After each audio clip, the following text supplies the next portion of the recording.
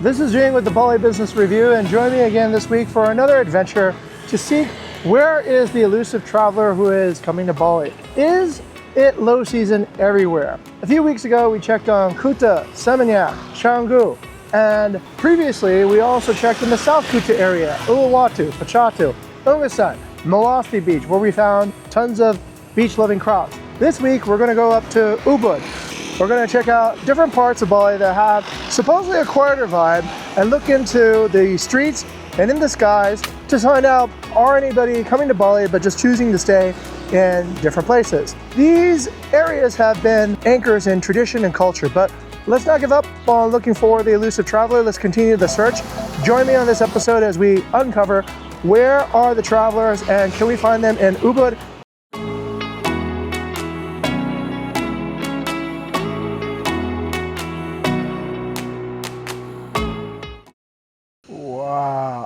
Wow, this valley behind me is gorgeous. It has a deep bowl and you can see volcanoes all along the horizon. It's just it's the very definition of what I would imagine the Garden of Eden to look like. And you can still find these places in Bali if you just look for them, which is to this day is pretty incredible. It's amazing to be able to not hear motorbikes or buses or much traffic. And if you listen closely, you can hear the cicadas crowing in the amphitheater here. It's beautiful. I'm on Jalan Raya Kedewatan, which is on the western border of Ubud, and it actually covers some of the most luxurious hotels along this region, such as the Amandare, Four Seasons, the Ritz-Carlton Mandapa. All right, so we took the drone up for a spin and we were able to see the surrounding area. Of course, you have the magnificent Four Seasons Hotel right below in the river valley, and you have this really beautiful river valley that has the river kind of flow through in an M shape through the forest, and it's a little bit hard to spot any real economic activity because it's hard to see through the foliage here, but there is a pretty gigantic construction site to the side of the Four Seasons Resort, which must feel a little bit chaotic for this year if you're a guest at a five-star resort. That being said, the ability to be able to see the separation of the streets from this backyard is pretty incredible. If you take a look at the drone footage, you can see that the road access is, I guess, like on the front side, and this is a very, very beautiful backside that you can access through these tunnels through from the front to get to the back of where the view really opens up and it becomes almost a different world. Yeah, at least the place I'm currently at is pretty busy. This is the Sayan House here in Sayan Ridge, and I was just speaking actually to a couple and they shared an interesting tidbit with me. They were searching for a good place for sunset drinks in Ubud, and this place came up. One of the biggest risks that you can take with entering a competitive property market like in Bali is to not know the value of your own property or the value of your region. Bukit Vista solves this by giving free valuations to any property owner who is looking to start their journey, a data-driven, AI-enabled valuation that we provide for free. Sign up for yours today on our landing page and you'll start your pathway to investment success. Oh, hi, nice to meet you. Okay, Nice what's your name? I'm Celia. Celia, and where are you from? I'm from Taiwan. And For my traveling, Yes. I just want to solo travel. solo travel, okay. Yeah, solo travel because I can do anything and go everywhere. Right. And do everything I want to do. Yeah, like yoga, Uh-huh. like massage, Right. like exercise, like running, everything, and like surfing. Okay. But if I with my friend, I'll just join the tour. Right, Yes, I need to go with them. Right. Go anywhere I don't like. right. So for now, for my generation, I think we love to solo travel. Yeah. Okay, so that is my theory what's happening. I think more trips are becoming hyper-personalized. Yes. So people are here, but they're in smaller groups. Okay. I'm gonna have lunch here at Ibu Oka, which is really famous for babi goreng. So Ibu Oka over here, they take cash only. And so that basically means two things. Number one, it's a major hassle because you have to go and withdraw cash to the nearest ATM and come back and pay for it in cash, which, as you can see, this place is empty. Not a lot of travelers want to do that. So that's problem number one. Problem number 2, well, people who are cash are mainly offline. People who are offline don't leave reviews. A lack of reviews generally results in a situation like the one that you see here right now. So strange how a simple policy like just making your business cash only can eventually doom it. Eventually the word of mouth fades out.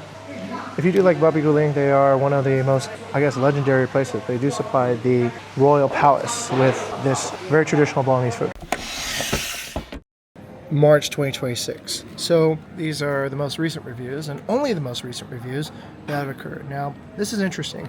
So there's an empty section in the center of Ubud and an empty section over here, right? And that kind of corresponds to what we saw on the ground too as well. Now, here's what we're going to try to do. We're going to go down along these particular outskirts areas, along Jalan Sueta, and also probably up here in Abangan. I actually show Airbnb booking activity. So I didn't realize Ubud was so big, so I guess you're going to have to hang with me here.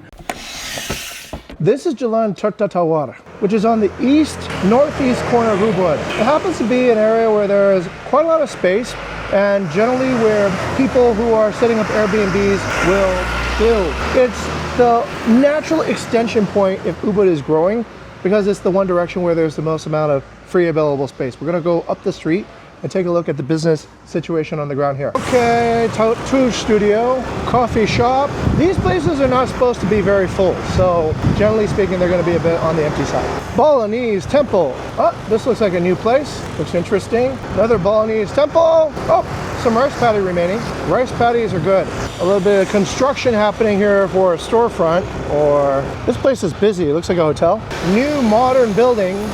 The first person walking I've seen. Now, it's not really fair to look at pedestrian traffic on this street because it's mostly a driving street. I must remark, and this I must say, the roads in Bali are quite nice. Almost all the roads I've been driving on are freshly paved. They're very smooth. Yeah, they're actually all pretty good. Okay, this cafe is really cozy, but also really empty. There seems to be a new site here under construction. All right, that looks like an abandoned project that did not fare so well. This is a cute little cafe, wall room. Oh, what is that? Yeah, these things are doing pretty good. These are like mega complexes where you spend the entire day lifting weights and hanging out with other people who lift weights. It's a gym.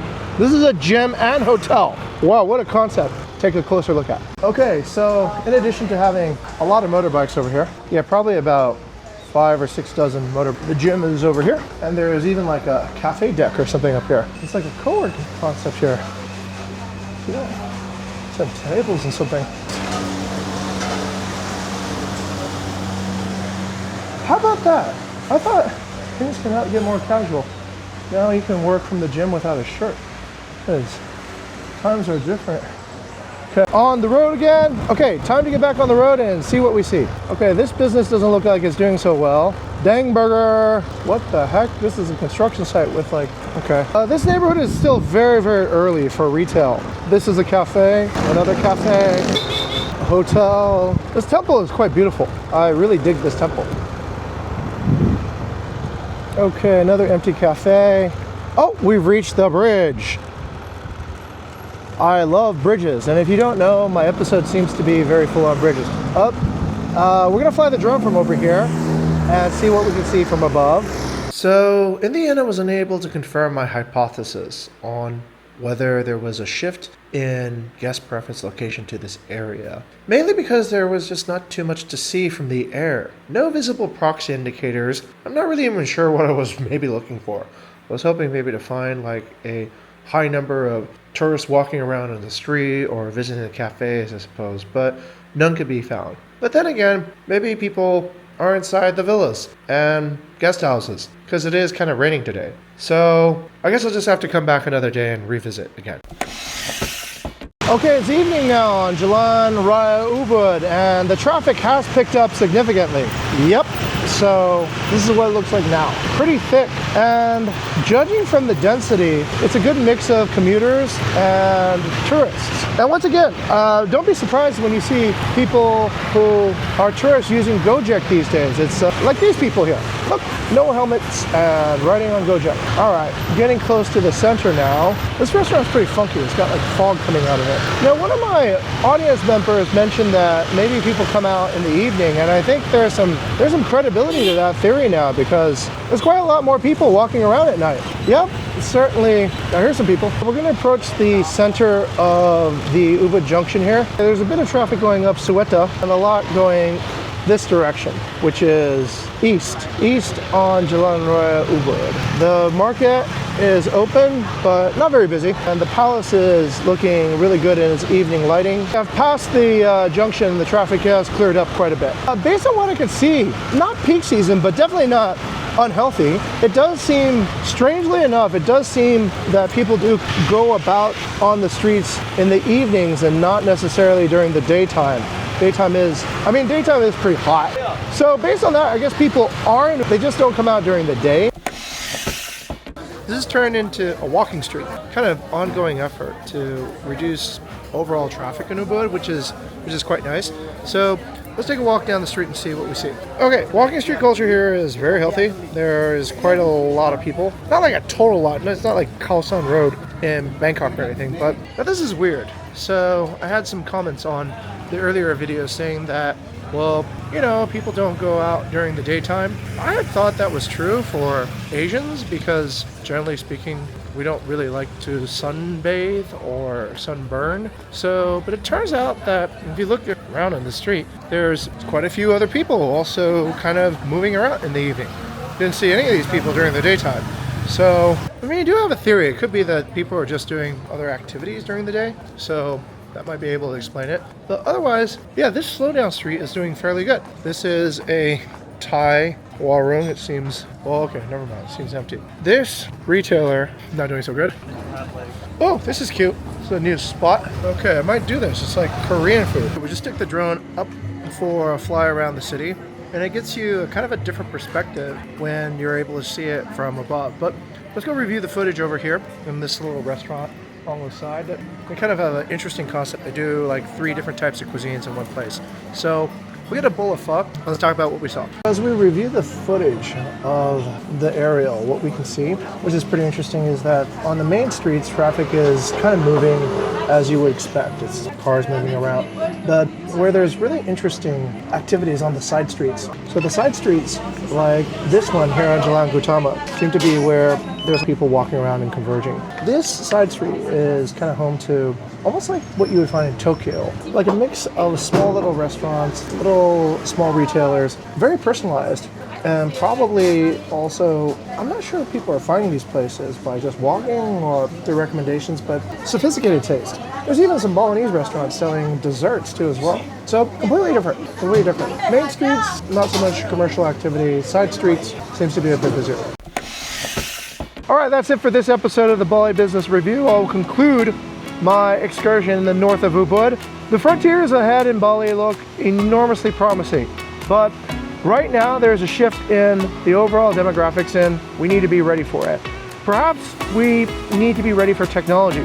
Perhaps we need to be more open-minded and understand something about younger generations and what their travel preferences are. I hope to each one of you who are making serious investments in Bali to continue watching the series and gain valuable insights from the sky, from the streets, and looking at our statistics to make intelligent business decisions here in Bali. Signing off, this is Jing again with the Bali Business Review.